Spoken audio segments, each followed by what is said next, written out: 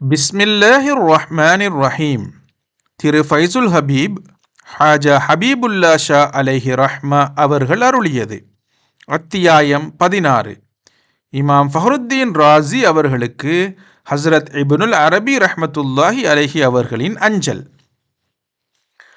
ஹஸ்ரத் ஷேக் முஹியுத்தீன் இப்னுல் அரபி ரஹ்மத்துல்லாஹி அலைஹி அவர்கள் தஃப்சீரே கபீர் எனும் கிரந்தத்தை எழுதிய ஹஸ்ரத் இமாம் ஃபஹ்ருத்தீன் ராஸி ரஹ்மத்துல்லாஹி அலைஹி அவர்களுக்கு நிருபம் ஒன்றை எழுதி அனுப்பினார்கள். அதிலே இமாம் அவர்களின் வெளிரங்கமான கல்வித்திறமையை மிகவும் ஆமோதித்துவிட்டு அவர்களுக்கு சில உபதேச ரத்தினங்களை அருளியுள்ளார்கள். அது வருமாறு: என் அன்புள்ள சகோதரரே, மெய்ஞானிகளுடைய சபையில் கலந்திருந்து ஷரியத்தின் உட்கருத்தை விளங்கிக் கொள்வீர்களாயின் அது உங்களை விரைவிலேயே ஷுஹூதத்தே ஹக் எனும் இறைவனை தரிசனை அடையும் பதவி வரையில் கொண்டு போய் சேர்த்துவிடும். அந்த லிகாவெனும் தரிசனத்தை கொண்டு உங்களுக்கு இறைவனிடமிருந்து அகமிய ஞான கல்வி அருளப்படும். அறிவின் துணையால் அடையப்பெறும் கல்விக்கும் இந்த அகமிய மெய்ஞானத்துக்கும் எவ்வித சம்பந்தமும் இல்லை என்பதை நினைவில் வைத்துக் கொள்ளுங்கள். காரணம், ஆராய்ச்சி என்பன அறிவின் மாயா வினோதங்களின் மறுபெயர்தான். இதற்கும் மெய்ஞானம் எனும் உண்மையான கல்விக்கும் எவ்வித தொடர்பும் இல்லை. பூரண அகமியத்தை அருளக்கூடிய, மரணத்துக்கு பின்னர் உங்களோடு இருக்கக்கூடிய ஞான ஜோதியை நீங்கள் பெற வேண்டியது அத்தியாவசியமாகும்.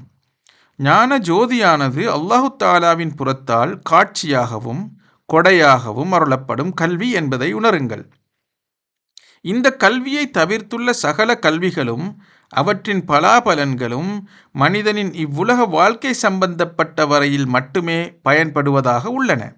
மரணத்துக்கு பின்னர் அவற்றால் எந்த பலனும் விளைய மாட்டாது. இதனால் அழிந்து போகக்கூடிய இவ்வுலகத்தை விட்டு நாம் கடந்த பின்னரும் நம்முடைய உள்ளமையுடன் தொடர்ந்து வரக்கூடிய மெய்ஞான ஜோதியை பெறுவதற்கு முயற்சிப்பதுதான் அறிவுடைமையாகும். அவ்வித கல்வி இரண்டு வகைப்படும். ஒன்று மஹரிஃபத்தே இலாஹி எனும் அல்லாஹு தாலாவை அறிதல். இரண்டாவது மறுமையின் கல்வி, ஆத்மீக உலகத்தின் தெளிவு ஆகும். எனவே இவ்வுலக வாழ்க்கையில் இவ்விரண்டு வகை கல்வியையும் திட்டமாய் தெளிந்தறிவதில் கருத்து காட்ட வேண்டியது கடமையாகும். இதை கொண்டு மறுமையில் பயன் கிடைக்கும். இம்மை சம்பந்தப்பட்ட மற்ற கல்விகளில் வாழ்க்கைக்கு முக்கியமாக அவசியமான தேவையுள்ள அளவு மட்டும் சன்மார்க்க வழியில் உதவியளிக்கத்தக்க அளவுக்கு மட்டும் கற்றால் போதும். மேலே குறிப்பிட்ட கல்வியின் இரண்டு வகைகளையும் பெறுவதற்கு தனித்திருத்தல், நன்னடத்தையில் அப்பியாசம் செய்தல், அகமிய காட்சி பெறுதல், ஆண்டவனின் பேரில் காதல் மேலிட்டு அவன் அகமியத்தில் ஈர்க்கப்பட்டு தெய்வ குணங்களில் நிலைத்திருக்கச் செய்யும் வல்லபம் ஆகிய அம்சங்களும் அவசியமாகும். அன்பரே, ஷரியத்தின் உட்கருத்தையும் இரகசியத்தையும் விளங்கிக் கொள்ளாமல் வெறும் வெளிப்படையான பதவுரை பூஜை செய்பவர்களும், விவாதம், பொறாமை, புறம் பேசுதல் முதலிய பாவமான காரியங்களை செய்பவர்களும், ஞானநாதர்களை ஏசி பேசுவதில் பெருமையடித்துக் கொண்டிருப்பவர்களும், உண்மையை உணராமல் அதை நிராகரிப்பவர்களும் என்னுடைய வார்த்தையை கேட்டு விளக்கமுற மாட்டார்கள். அன்பரே, ஞானநாதர்களாகிய கண்ணியமிக்க மகான்களை நிராகரிக்காமல் இருப்பது உங்கள் கடமையாகும். இவர்கள் திருக்குர்ஆனையும் உண்மையான ஹதீதுகளையும் வெளிப்படையான கட்டளைகளையும் விட்டு மாற்றி விவரிப்பதாக ஒருபோதும் எண்ண வேண்டாம். ஏனெனில் ஷரியத்தின் வெளிப்பொருளை மாற்றுவது குஃபுர், நிராகரிப்பதாக இருக்கும். இன்ன லிகுல்லி ஆயத்தின் தஹ்ரன் வ பத்னன் வஹதம் வ முத்தலஅன் இலா சபஅத்தி அபுதுனின். உண்மையாவது நபி பெருமானார் ஸல்லல்லாஹு அலைஹி வஸல்லம் அவர்களின் திருமொழிப்படி குர்ஆனில் ஒவ்வொரு ஆயத்துக்கும் வெளிப்பொருளும் உட்பொருளும் உள்ளன. மேலும் 7 எண்ணிக்கை வரையில் உட்பொருட்கள் உள்ளன. வெளிப்பொருளின் கருத்தாவது ஷரியத்தின் கட்டளைகளாகும். அந்த கட்டளைகளுக்கு உட்பட்டு நல்லொழுக்கத்தோடு நடக்க முடிகின்றது.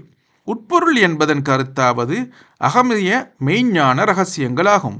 இது சம்பூரண ஈமானும் தக்குவாவும் உள்ளவர்களுக்கே அருளப்படுகின்றது. இனி முன்கிர், உண்மையை ஏற்றுக்கொள்ள மறுப்பவர்களாகிய விஷமிகள் தங்கள் அறியாமையினால் உண்மையாளர்களின், அதாவது மெய்ஞானிகளின் சத்தியத்தை ஒப்புக்கொள்ள விடாது உங்களை தடுப்பார்களாயின் நீங்கள் அவர்களை கண்ணெடுத்தும் பார்க்க வேண்டாம். காரணம், திருக்குர்ஆனில் உட்பொருள் இரகசிய பொக்கிஷங்கள் பாசை தத்துவத்தினால் விவரிக்கக்கூடிய சக்திக்கு அப்பாற்பட்டதாகும். அவை இந்த பதவுரை பூஜாரிகளை விட்டும் மறைவானதாக வைக்கப்பட்டுள்ளது. உண்மையாளர்களை எதிர்ப்பதும் பொய்ப்பிப்பதும் பொறாமை கொள்ளுதலும் குரோதம் கொள்ளுதலுமே இவர்களின் இயற்கையான குணங்களாகும். உண்மையாளர் ஒரு புதிய விஷயத்தை அல்லது புதிய ஷரியத்தை எடுத்து காட்டவில்லை. ஆனால் ஆண்டவனால் அவர்களுக்கு அருளப்பட்ட பரந்த ஒளி, உள் விளக்கம், இறைவனின் தரிசனை இவற்றின் உதவியால் திருக்குர்ஆனிலும் ஹதீஸிலும் பொறிந்துள்ள மறைவான பொருளான விளக்கங்களை அறிந்து உபதேசம் செய்கின்றார்கள். வீண் விதண்டாவாதக்காரர்கள் மேற்சொன்ன மேலான விளக்கங்களை விட்டும் வெகு தூரத்திலே கிடக்கின்றார்கள். இவர்களுள் ஞான குருநாதர்களின் உட்பொருள் விளக்கத்தை கொண்டு ஒருபோதும் உபதேசம் பெற்று பயன் அடையவே மாட்டார்கள் என்று ஹஸ்ரத் ஷேகுல் அக்பர் முஹியுத்தீன் இப்னு அரபி ரஹ்மத்துல்லாஹி அலைஹி அவர்கள் ஃபஹ்ருத்தீன் ராஸி ரஹ்மத்துல்லாஹி அலைஹி அவர்களுக்கு எழுதிய கடிதத்திலே குறிப்பிடப்பட்டுள்ளது.